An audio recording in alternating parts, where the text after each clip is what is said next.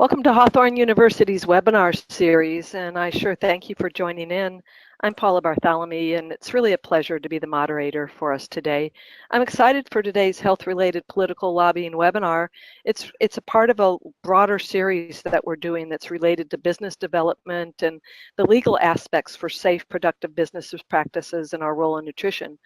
For sure, we'll be saving time at the end of this presentation for your questions. So at any time, just add your comments or your questions to the webinar panel, and I'll pose them for each of you at the end of the presentation.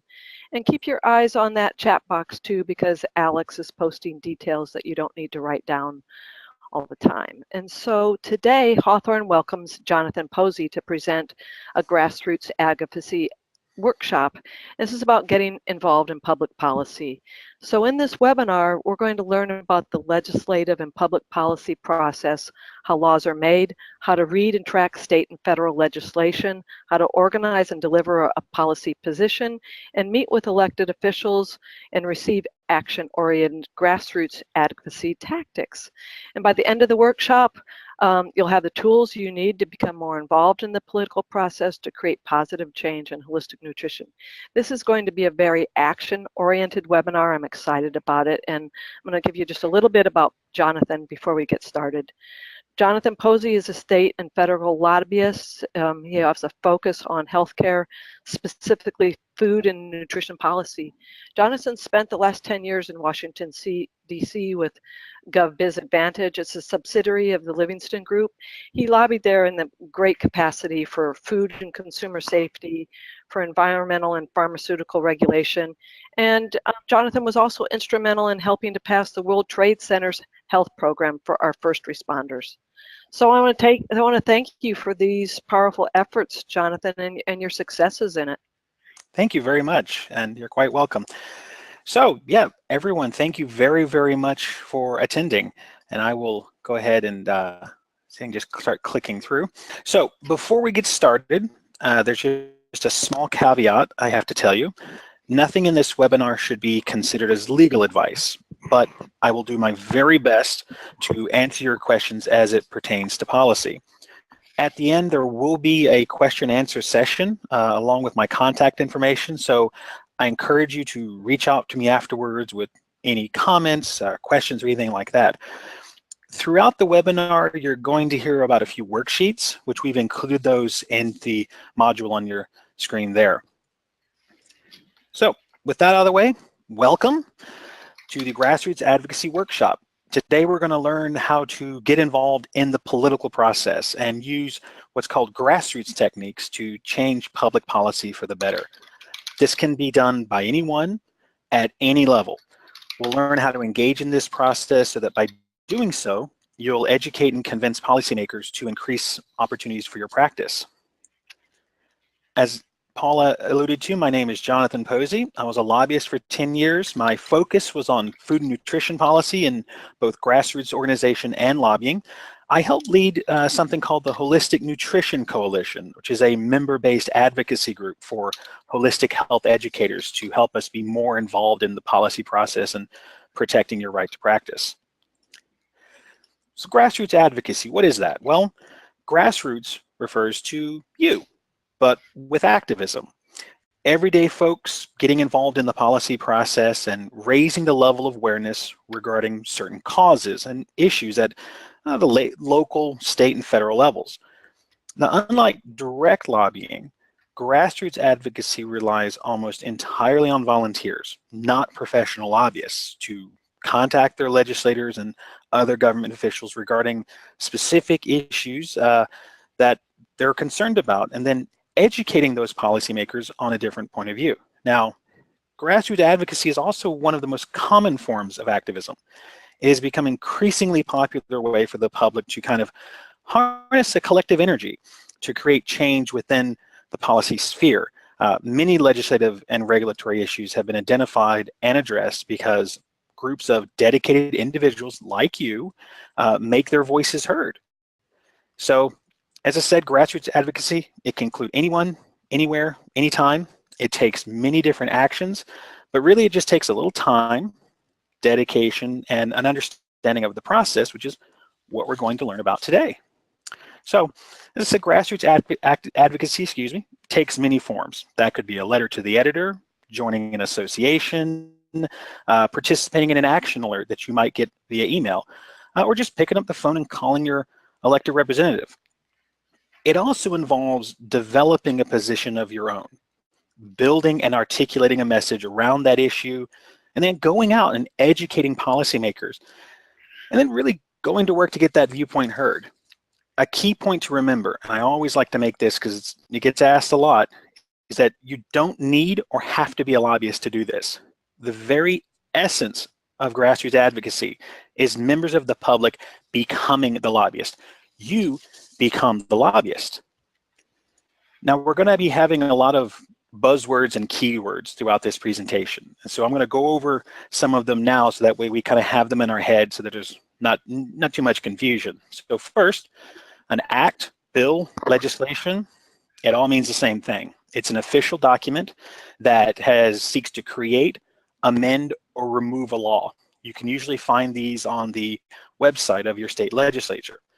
An amendment is an official change requested to a specific piece of legislation. A regulation is a policy in and of itself based on the law, and it's always done by the executive branch. Where you'll see this is if a law has been passed by the legislature and it's signed by the governor or the president, it will then be up to the executive branch to implement that law in the form of a regulation. A sponsor is the person who introduces the legislation. They're the primary mover of that legislation. A co-sponsor is really just another person who wants to sponsor that and is lending their name. You'll find all these names right at the top of a piece of legislation, and the sponsor and the co-sponsor are the folks that you want to really talk to if you're wanting to get involved in that legislation. A committee is a group of legislators who come together to analyze legislation. They'll then recommend changes, they'll actually make changes to it, and then they'll recommend what to do with it next, whether to move on this legislation or maybe it's not a good idea. The floor refers to the actual floor of the chamber, be it the House, Assembly, or the Senate. It's where the representatives and senators go to vote, debate bills, and make speeches. Sometimes you'll hear someone say that the senator, he's currently on the floor, or that bill is currently on the floor and we'll be debating it soon. A markup is a special action by a committee in which members come together for a committee hearing meeting, and then they'll mark up the bill. They'll make changes to it, they'll make amendments to it, or sometimes they might just throw it out completely. A session is the official time when the legislation is considered. It's when the legislature actually meets. Most state legislators meet between January and June. The California legislature is a year-long legislature, for example. Virginia alternates. Sometimes it meets for only a month, sometimes 2 months. So it's important to know when that session is because that's when the laws will be considered. First, second, third readings. This is a factor of state legislation, which is when it's being reviewed. It's often reviewed multiple times, and each time something else happens. So an introduction of a bill is usually called first reading. When they have a hearing, second reading. When they actually vote on it, third reading. So it's important to know where your bill is. Most of the time when you go up to the Capitol or you want to meet with someone on legislation, you're going to be meeting with a legislative aide or a legislative director. This is a person who either works for one elected official or sometimes they're shared between 2 or 3 elected members of the legislature. The Assembly or the House is the lower chamber of the legislature, more people, faster moving. The Senate is usually the upper chamber, less people, slower process. So, simplified government 101. What happens is you get a bunch of people who will come together in this complex policy making process. It involves countless stakeholders. Generally, it'll begin with an idea generated by someone, a group, or lots of groups. Policymakers get together and they come up with a formal proposal in the form of legislation. Often, they have to figure out how to pay for that idea. Then a bunch of very snarky, serious people come together and they argue about it, then they vote. Then if the executive branch, which could be the mayor, the governor, the president, and so forth, if they agree, it becomes law. Now, let's dive down just a little bit more on that. Legislation is almost always introduced by an elected representative.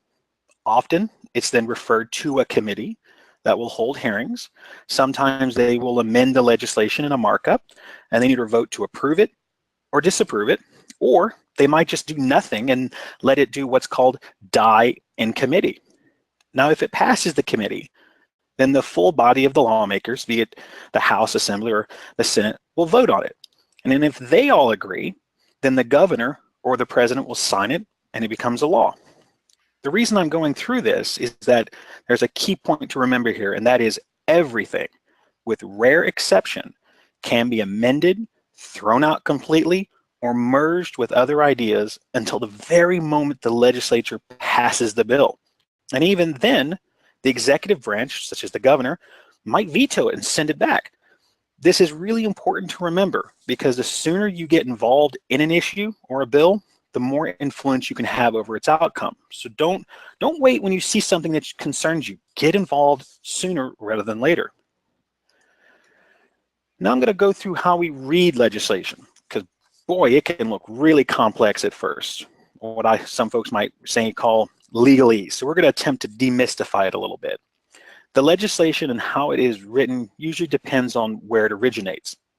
For example, a state versus a federal bill and what it's seeking to accomplish.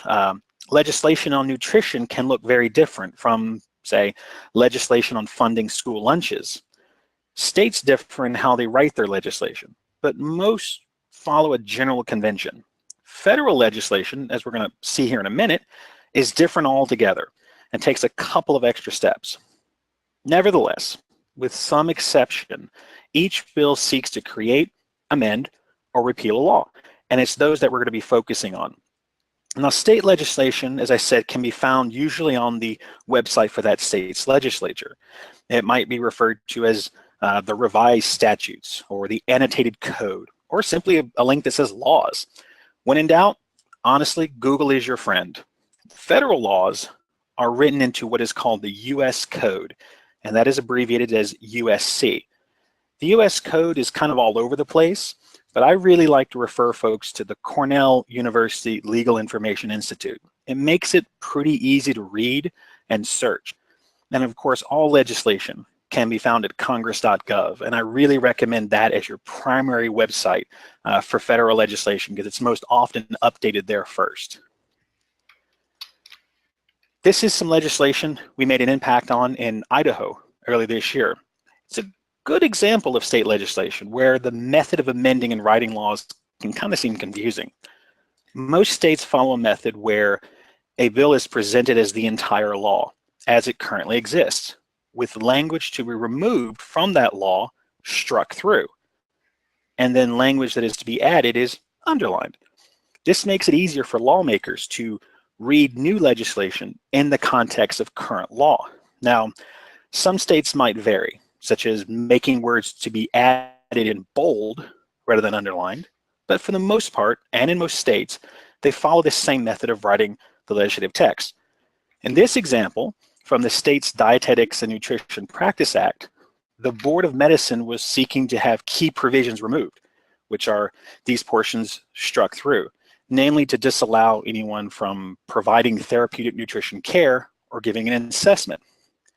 Instead, they wanted to change assessment to analysis by striking the first and then inserting the second, which you can see there is underlined. This legislation would have been very bad for us, but thankfully through some grassroots advocacy, we forced them to rescind this bill and leave that exemption language alone.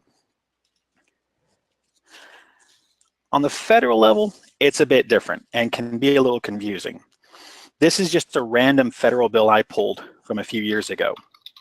Federal legislation can be difficult to read because in order to fully understand what is happening, you must often look through that federal code of laws to find what is being amended and then apply the legislation to see it in context. In this case, we see that Section 309 of the Controlled Substance Act, which is referred to in the U.S. Code as 21 USC 829 is being amended. Then it reads like a step-by-step guide for how that law is to be amended. In order to fully understand what is happening, you have to first go and look up 21 USC 829, read it, and then follow the steps of this amendment yourself. This is why federal legislation can be a little tricky and time-consuming. And when you go and look up 21 USC 829, you then would follow along and you'd look at first subsection A. You'd find the first sentence, and after, without the written prescription of a practitioner, you would insert except as provided in subsection F. So a little confusing, but if you do it a few times, practice it, it gets easier. Now that we've gotten an idea of the legislative process and what legislation looks like, it's time to make that grass grow. This begins with your issue paper, also called a one-pager, the leave behind, but I call it the 1515. This is the document that needs to go with you to every meeting, but it can also be sent on its own when there's no meeting available, needed, or not achievable due to a distance. Begin by boiling your position down into a single sentence, something that you can give in under a minute. For example, I'm a holistic nutrition professional in your district, and I want you to oppose any legislation that might restrict my ability to practice and serve my clients. Who are you? Why you matter? What you want? All in a single sentence. Then expand that into something you can read or verbally convey in 5 minutes. And then finally expand it into a full 15-minute speech or paper. Try to stay under a page, but don't feel bad if you go over. Some issues are very complex and you can't really keep it to one page, but try to keep it succinct. The reason why we're going to do this is because you want to be ready for any situation, whether it's a half-an-hour meeting with your state senator or a minute walking with them as they're going to vote. The most critical component of your paper and your verbal discussion is what is called the ask. What do you want to happen? You need to make this in the form of a request, such as vote for this, oppose that, talk to this person, read this issue paper, and give me your thoughts. Please consider my proposal. I cannot emphasize this enough. Make this paper your own. Share your story. This puts a face to the issue at hand and it personalizes it for the policymaker. Once you've written your white paper, it's time to start pooling those resources. I suggest using a political inventory. This is a simple method of tracking who you know and who might be in a position to help you later. I think of it as a useful shortcut when you need to depend on your contacts to get to a particular policymaker, such as delivering your white paper, a letter, or a particular ask. Start with yourself and work out just using your contacts. Interview family and friends. This will not only give you a chance to practice your message, but you could gain insight from others. Also reach out to associations that you're a member of, other practitioners. Don't forget to include social media. Policymakers seem to love social media these days, and you can reach them pretty well through that medium. Now, with the political inventory, you're specifically seeking individuals who have connections that can be useful to you now and later. For example, if you know of someone who has volunteered or worked for an elected official, it's possible they may still know someone in that office. You could give them your white paper and ask, hey, this is a really important issue to me. Would you please deliver this to your contact on my behalf? Now, some questions can be sensitive, such as giving money to a politician. That's totally okay. No one inventory fits for everyone. So please feel free to use the example that we're providing to change the questions around. Another one that often slips the mind to ask is if you know of someone in the media in an urgent situation, which we'll talk about later. Being able to directly reach out to a reporter could make a huge difference. Now, what if you're stuck? You don't really know anyone, you can't find anyone. Well, the best way to fill that in is to get to know your state legislators and their staff. Create opportunities to fill in your own inventory. Find out who they are, what their issues are, call up their staff, email them, talk to them, research everything. My local state delegate here in Virginia, every few months, he goes and sits at a deli and talks to everyone that comes in. I never miss up a chance to go talk to him, get to know him, his staff that might be there with him, and kind of meet other people in the community. Your goal is to constantly be building champions for your issue. And there's an old saying that was told to me by a very wise man. He said there are two kinds of people in politics, friends and future friends. You always want to be looking to make future friends. Now, you've got your one-pager white paper leave behind. Your network is all lined up with your inventory. It's time to get to work and start talking to policymakers. Now, you're going to need to pick up the phone and call, email, or go in person to get a meeting. Don't be shy. These folks work for you, and they are there to help you. You can go right down to the Capitol to meet them. You can ask for a meeting with them. That is why they're there. But really, more importantly, policymakers need to hear from you to become better educated and aware of important issues. Start by sending an email to their office, which typically is found on their website. Ask to set up a meeting or a phone call if you live too far away. I suggest keeping it short, to the point. Don't worry if you're too far from the Capitol. Your representatives live in your area, they have an office there, and it's perfectly fine to meet with them. And here I've laid out a kind of an example email. Dear Senator Germano, I would like to request a meeting to discuss the practice of nutrition in our state. Would you have 15 minutes to discuss by phone or in person next week? Perfectly reasonable. Now, before the meeting, I highly encourage you to prepare a grassroots lobbying worksheet. We've included an example here in the module. It's very simple to what professional lobbyists use. I've used one all the time. Never go to a meeting without it. The worksheet will kind of help keep you organized, and it can help you develop and maintain contacts. It'll help track things kind of like, what was the time of the meeting and who was there in the meeting. I always make it a point to record who is in the meeting, because if they're in the meeting, they're probably a very important person or they have some kind of bearing on it. So I also note personal information, such as if I'm told where someone went to school or if they have a particular interest in an issue. It also makes things much easier for sharing. So if you're working in a group of practitioners and you have a meeting one week and you know that someone else is going to meet with them the next week, give them a copy of the worksheet. Say, here you go, here was my notes from the meeting. I've included here, as I said, an example of this, but I encourage you to make it your own. Fill one of these out before the meeting and then also right after the meeting. And here I've put in who I'm meeting with, where, when, the issue, my key points. Did I give them a handout? Did I actually give them something?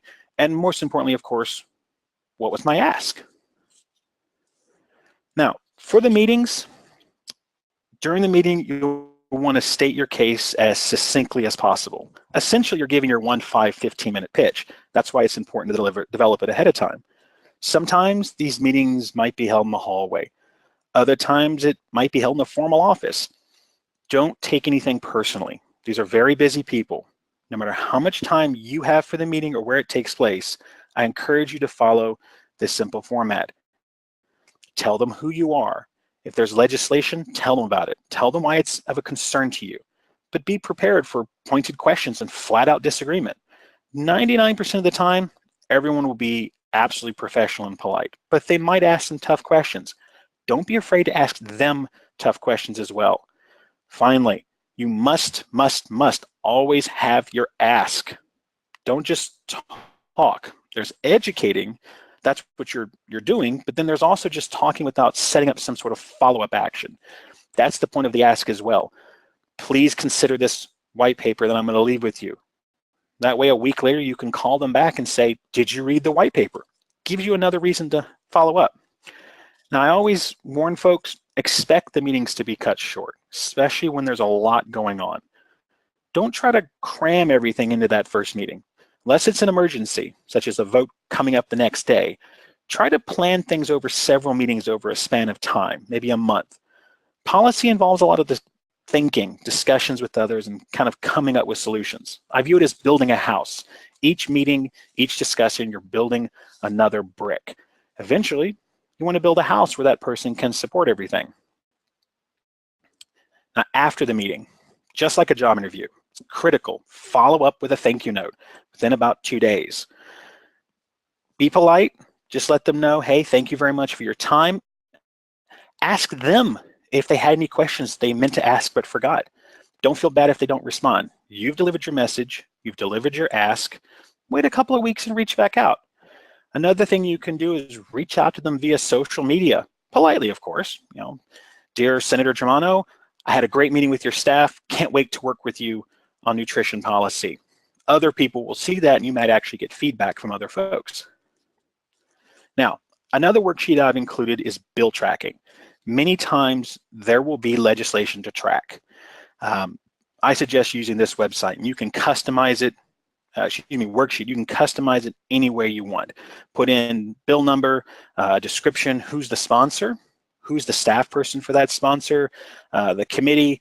Also note, is this person your friend? What kind of a reaction did you get from them? And always put in what's your dream scenario. Kill the bill. In this particular case, this is a legislation in New York that wanted to create licensure for nutritionists. Well, then what? You've formulated a position, you gathered your network, you've held meetings, talked to policymakers, and you're tracking that legislation. Well, you're not done yet. Keep building your base of support. Remember, friends and future friends. Educate, talk to people, refine your position, continue to monitor, track, and reiterate the issue, the legislation, etc. Check back with those you've already met with. See if they've had any new thoughts. See if they have someone you could go talk to. Then do it again. It's a constant building of that house, one little brick at a time. Some suggestions for when you need to do something next. Hold a lobby day. Get a whole group of other practitioners and go to the Capitol and meet with legislators as a group. Meet with the chair of the committee that might hear your legislation or your issue. Talk to their staff. Speak with the executive department. Some folks might think that might be a little dangerous, but at some point someone's going to say, hey, have you spoken to the Board of Dietetics? Have you spoken to the state medical board? It's good to just politely get their input so you can say, yep, I've covered all the bases. Meet with other representatives, senators, assemblymen, future friends, especially if there's someone who has expressed, hey, I'm interested in nutrition. I'm interested in obesity. I'm interested in diabetes. Go talk to them. Write an op-ed, a letter to the editor. Create a social media group. As you'll see, we have a couple actually on Facebook that I'm a part of. Tweet. Continue to seek out friends. Continue to convince those that oppose you and educating yourself. Now, what do you do in an urgent situation? You've just got a phone call from your best friend and something really bad is happening soon. For example, legislation is being voted on, or there's a regulation or a rule changed. First thing, notify your associations, your schools, your social media groups. They can sometimes get the word out really quickly to a lot of people. Now, should you email or call? Should you show up in person? I encourage folks in an urgent situation to call. Get your friends together, organize a list of distribution of all the people you need to call, and just start calling. And when you're done with that list, do it again. Should you show up in person? If there's a hearing or a vote, absolutely. Sometimes a hearing will take place and there's no one in the audience. So the legislators think, nobody cares about this issue. We can just keep going. Call other associations and professions and businesses that were affected. As I'm going to speak about in a moment with Oregon, this was hugely important. Call the newspapers, radio and television stations. This goes back to your political inventory. If you know a reporter or someone who's involved in the media, they can help. Then repeat. Keep going until you've reached everyone. Remember to always have that ask. So in Oregon, just a few weeks ago, a really urgent situation happened. There was an amendment to create a de facto licensure program for health and wellness coaching. Didn't seem as much at first when you read it, but it was written so broadly that it left a lot open to interpretation later and could have easily been made in something much closer to a licensure program. We had 5 days until a hearing on this bill. And this was an amendment to something that was supported by the governor, the legislature, very popular bill, guaranteed to pass. We had a huge coalition come together. Holistic practitioners submitted testimony to the committee, wrote letters and emails, called their state senators relentlessly, and they also showed up in person. We also had major corporations and labor groups get involved. We had Nike giving us some help. We had the AFL-CIO giving us some help. The day of the hearing, it only took 15 minutes for this entire amendment to be crushed. Everyone was there for this. It was amazing. Then I heard something very funny from the chair of the committee later that I've heard countless times, and it always makes me laugh. She said, "Gosh, I had no idea this was such an issue." Almost every single time they say that. Well, it was an issue, and it was a big issue, and we crushed that amendment. Now, what if you're up against something that seems insurmountable? Well, down in Florida earlier this year, we had legislation that was from the diabetes educators. It would have created a requirement to have a license to talk about diabetes self-management training. Would have been a very bad precedent, because what's next? A license to talk about diabetes? At first, it appeared highly likely to pass. The diabetes educators had been trying to pass this bill in Florida for years. This year, they basically sold the farm. They said, if you're licensed or you're a medical professional already, you don't need it. But if you're not licensed, you would have to get this particular license. We thought, gosh, this is going to pass.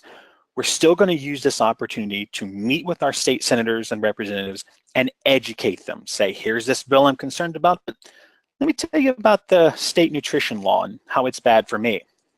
A small group of holistic practitioners down there, they got together and they began calling and writing. And a funny thing happened. State representatives started listening, and then they started, wait a second, go back to this diabetes bill. What's that? I had no idea that was an issue. Now, the bill passed the Senate committee unanimously, but then it went nowhere. It completely died. And when the legislative session for most states, when it ends, the legislation ends. And this went all the way. It never moved another step. The legislative session ended. The bill is dead. We will not see it until next year when they introduce it. So even if something looks like it's a done deal, there's too much, support for it, never pass up an opportunity to talk about your issue. Thank you very, very much. I wanted to also tell you about 2 Facebook groups that we have called Red State Roundup and Nourish the Roots. These are 2 groups where holistic nutrition professionals come together and talk about challenges they're having in their state, challenges they're having with the law and their practice. I really encourage you, check them out. There's a lot of great information. If you have questions, it's a good way to meet other folks in your state practicing. And thank you very, very much. I'd be happy to answer any questions you have. And of course, here's my email address, which you're always welcome to email me. Thank you, Jonathan. I really have even, more respect for the work that you're doing now after listening to this. I'm aware of our process, but, things pop up constantly in the most unusual places. And you seem to know where they are and be able to find them and take action and rally support where needed. So bravo. Thank you very much. And Oregon was a huge surprise. It's a great state, and this legislation just magically popped up on a Monday, and we had 5 days and to kill it. So it's pretty fast moving sometimes. Just take a little minute and tell us about how you got involved in this niche where you're focusing on holistic nutrition. I'm very pleased that you're doing it, but it's unusual for somebody to take a stand here. Well, I've always been interested in nutrition and food safety. Early in my career, I represented food safety technology companies in fresh produce traceability or guaranteeing whether something has stayed at a proper temperature throughout transportation. And as I moved along in my career, I became involved in the holistic health universe through a nonprofit. And then one day, the executive director of an association said, gosh, John, we would really love it if we had our own group, had our own coalition that helped unite us and bring things together. And I thought, that sounds like a wonderful idea. Let's do it. And so we've been bringing schools together in a coalition to fight this together. And this is the Holistic Nutrition Coalition, right? That is correct, yes. And so it's an organization that's building. Yes, it is building. We get interest all the time from schools, from individuals, of folks saying, hey, how can I join? How can I contribute? As each school joins, it not only helps us do more, such as hiring lobbyists or becoming more involved. For example, I'm going to start lobbying the state of Maryland to improve the law up there for holistic nutrition. That helps me. But each new school brings their own students and alumni, so it expands our network. And it also gives the holistic community a place to go to ask questions, to find out what is the law. So many times people look at a website and they try to understand the nutrition law, but it says you can't. Well, we want something that says, well, here's what the law says, but here's what you can do. Here's the exemptions, the loopholes. Here's what you can do for your practice. All right. Well, I want to hear about things all across the country, and I'm going to lead you there as we go on through the Q&A. But I'm going to bring you back to California for a minute, because we're facing very egregious legislation against our naturopaths and traditional naturopaths being able to maintain the right to use their titles. And so I want to give you an opportunity to speak on that for a little bit, and what you're doing and what you can appeal to our audience and how we can help. Because Sure. Hawthorn's faculty is, we have quite a number of naturopaths, mighty fine naturopaths that are teaching at Hawthorn, as well as, they're very busy in successful practices. So yeah, an important topic here. Absolutely. So the California legislation is an interesting one, because the doctors of naturopathy, they're undergoing what is called a sunset. A sunset is where a legislation has a date written into it when it will end, and then it must be renewed. So currently we're going through the sunset provision of the licensure for doctors of naturopath out in California. So they need to reintroduce a bill, which they did. But what I've learned is that the committee, the California State Senate committee that actually wrote the bill, thought, hey, let's protect these other titles. Let's place off limits the use of the title naturopath or traditional naturopath or naturopath. The problem that we're finding is that the state California Association of Naturopathic Doctors has been completely silent on this. There's a sense that they're afraid if they go in and try to get changes to the bill that it could crush the whole licensure. They want licensure. They want this to pass. They don't want to upset the cart. But at the same time, gosh, you have a lot of naturopaths who are going to be put out of business, and a lot of holistic practitioners who work with them also won't have that stream. So a coalition has come together on that. I can't talk too much about what's going on, a little behind the scenes inside baseball, but we are fighting it. An action alert actually came out of the coalition last week on this. And I think we have a pretty good chance to get it amended. I just learned today there was a hearing last week where 75 people showed up in opposition. And that was huge. And of course, what did the chair of the committee say? I had no idea this was an issue. Yes. Every single time they say that. So we're really positive we can defeat this language and get it amended out. But what's important for your faculty and your alumni is the California Association of Naturopathic Doctors, they need to take a verbal stand on this. They need to contact the committee. They need to say, hey, we support the right of naturopaths. We have no problem with traditional naturopaths. That's important. And I think if we can get them to do that and kind of come out of their shell, we'll have a huge success. Okay. All right. So I guess the action item then for us as the listeners to this webinar is to appeal to our naturopaths to take action. Correct. Appeal to your naturopaths. Talk to your doctors of naturopathy. Convince them. Turn them into champions. Have them contact the association. But you also need to contact the committee.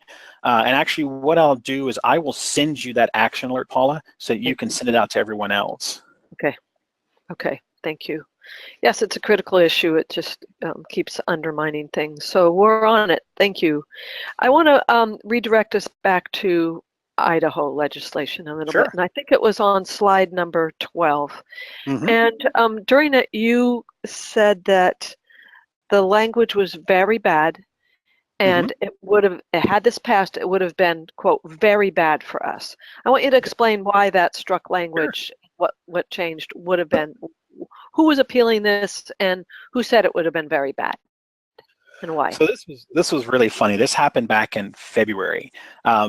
The State Board of Medicine, the executive director there, asked the committee to introduce legislation on their behalf. That legislation should be on your screen now. Yes. It would have struck out parts of the exemption. Now, what this section 54-3512, this is what's called the exemption language. This talks about people who are not beholden to this law. They were going to strike out engaging in the activities set forth in this section, and then we forget any person from rendering advice, guidance, or counsel regarding, they struck out all of that, nutritional analysis, nutrition counseling, weight control service, etc.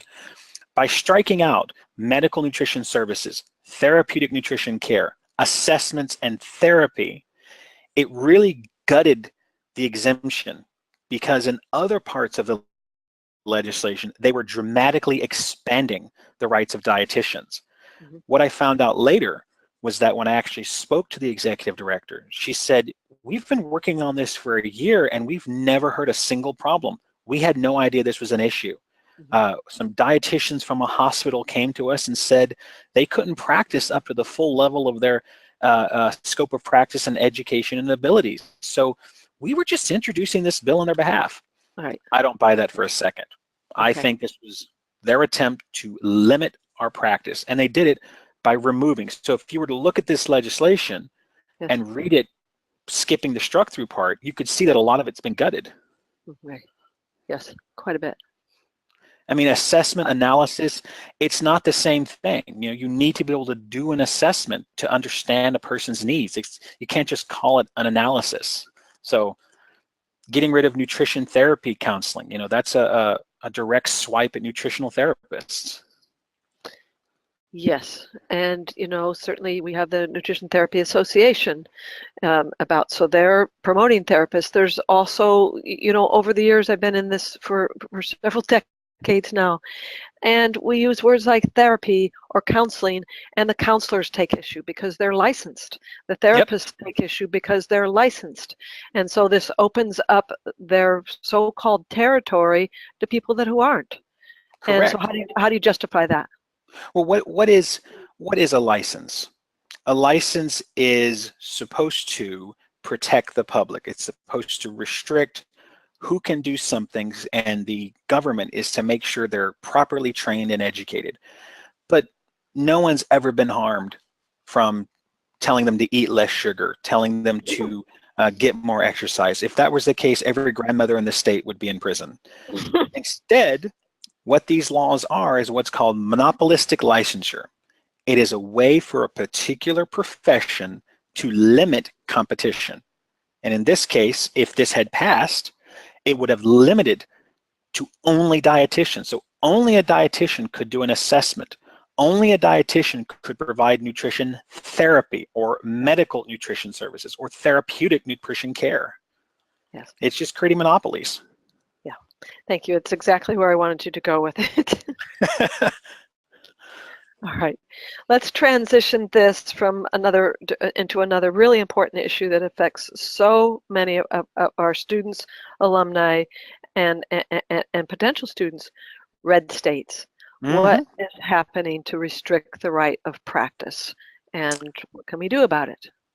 Well, in a red state, what we're hoping to do with the Holistic Nutrition Coalition is we're wanting to eventually we're going to get away from this stoplight system of red, green, yellow, and orange, because that doesn't really tell you what you can do. It only tells what you can't do. Now, what is a red state? A red state is a state that has what's called an exclusive scope of practice law with a license.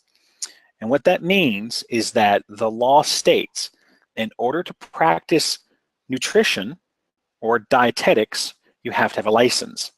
It then defines dietetics and nutrition. and it will use words such as education, guidance, counseling, goal setting, assessment, analysis. By doing that, it's going to strictly basically take away any right you have to practice holistic nutrition and reserve it to only those who are licensed. But here's the catch. You can't become licensed, because if you look at a state like Ohio or a state like Georgia or even Florida, to become licensed, you have to have a degree in dietetics. You have to take the dietitian's exam. You have to do a supervisory practice under a licensed dietitian. It's just creating a monopoly. It's a self-evolving monopoly. Yes. Well, I'll bring this back to California, where, oh gosh, I don't remember the year. It's 15, 20 years now that the bill California SB 577 passed, when it was one of the biggest pushes behind the scenes, and it was a rider on a bill to restrict the rights to practice. And there was, because the information got out and was widely spread through grassroots efforts, there was the biggest outpouring that we've seen, and people rising to action and writing letters and making phone calls and showing up repeatedly in Sacramento when legislature met. And again we heard this. We didn't think this was an issue. Who knew? We thought we were helping you. And so they began to realize how many people would be put out of work, how many people were doing valuable work, and that people were actually being served, not hurt, by being able to practice without a license. Now, what passed with SB 577 was very interesting to me, because the restrictions that came in with it were very to the point and really helped everybody. They were just common knowledge. You state your educational background. You state your fee schedule up front. You state what your services are that you are offering. You fully disclose what your business is, what your practice is, what you have to offer, and you have a disclosure agreement. And so it protects the clients, it protects the practitioner, and I think very much protects the profession. That said, this bill has been, it's probably 8 times that it has come under threat to be overturned. There's a relentless group that are trying to overturn this, and like you say, create a monopoly. And so I can't emphasize with you enough the importance of learning this lobbying process and what's involved and how to get involved and make a difference and secure our profession. This is also why the coalition came together, because we were seeing, it's like whack-a-mole. Every year, the same bills were coming forward. There's legislation in New York and New Jersey. It's the same legislation that's come up year after year after year. Those 2 states do not have any requirement to practice nutrition. And this year we got a little worried, because the bill was introduced as always, and the dietitians called up the nutritionists, and as it was conveyed to me, they said, look guys, if we give you licensure, meaning dietitians and nutritionists have license, will you just not oppose us? And apparently the nutritionist said, sure, we will go right along with you. Well, that left the rest of us out in the cold. We were not invited to the table. We were not consulted. We weren't asked our opinion. And when our practitioners started talking to folks, they actually went up to Albany. They spoke to the representative in the assembly who had introduced the bill there. And apparently she said, I had no idea this was an issue, and I don't like it, and I am not going to support this. So every year this happens, and you watch, starting in November, when the legislation begins to get filed for next year, what's called the pre-filing period. It usually happens around November and December. When those legislative sessions begin on January 1st, sometime the first weeks of January, you're going to see these bills happen again. You're going to see the diabetes educators bill. You're going to see the dietitians licensure bills. You're going to see states where the only restriction is you can't call yourself a registered dietitian or a certified nutritionist.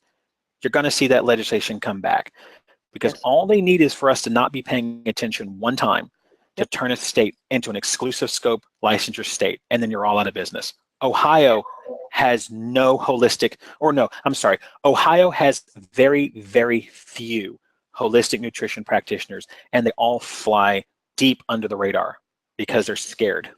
Yes. Yes, and you think the people in Florida and Arkansas and Illinois, etc., aren't feeling bad because they used to be able to practice and now can't? Yeah. And is it so sophisticated, Jonathan, that some people are watching for bills that are entirely successful, that are guaranteed to pass, that we're just going to drop this little rider on it that nobody's going to pay any attention to because there's already been all this publicity about the bill as it is. We're just going to tag it here with this thing that doesn't matter to, to us, but it's going to crush the rest of you.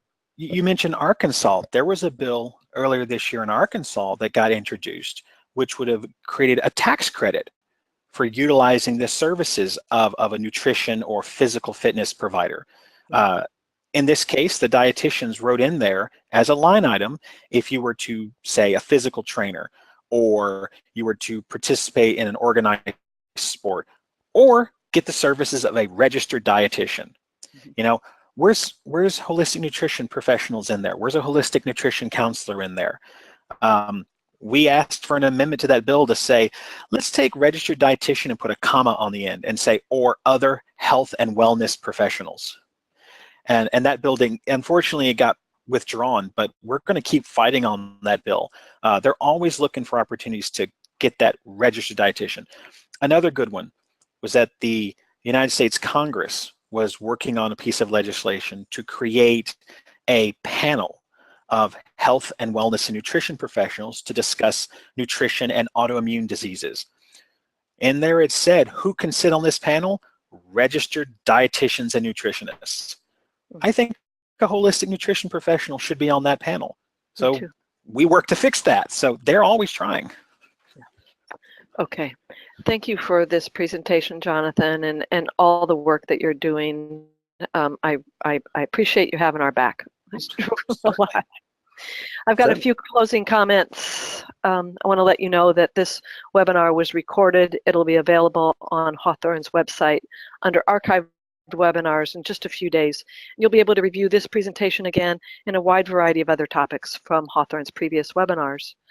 And if we've inspired you to learn more about the political process and hopefully about the value of holistic health and nutrition, Hawthorn University offers many programs and courses, so I encourage you to visit our website for more details about them. And when you're ready for more personalized attention, Kathy McDermott is our Director of Admissions, and she's happy to talk with you. There's also a little survey to fill out after the webinar ends. It really helps us to have your feedback and your comments. We consider it carefully, and we really appreciate you taking your time. Thank you so much for that. And I want to invite you to our next webinar. It's on Tuesday, July 18th. We're skipping, it would be Tuesday, July 4th, but we're celebrating independence that day in the United States. So our next webinar, Tuesday, July 18th, with holistic legal coach and lawyer, Lisa Fraley, and she's presenting a topic, Yes We Can. We're going to start promptly at 4 o'clock Pacific time. This will be a great presentation to tune into for sure, to learn about the ins and outs of the legality of practicing legally with Lisa Fraley. And a reminder about our next All About Alumni, which is Wednesday, July 5th at noon Pacific time. We have Celia Penny Moses Nagbuki. She's presenting from Nigeria. So join me for that. It should be very exciting. So this concludes today's presentation. I want to thank you again, Jonathan. Certainly. Thank you. Absolutely. And thanks everybody for showing up and sharing in this educational experience with us. I want to wish you all the best of health and let you know I look forward to learning more together at Hawthorn University's webinars and All About Alumni series. Until then, take care.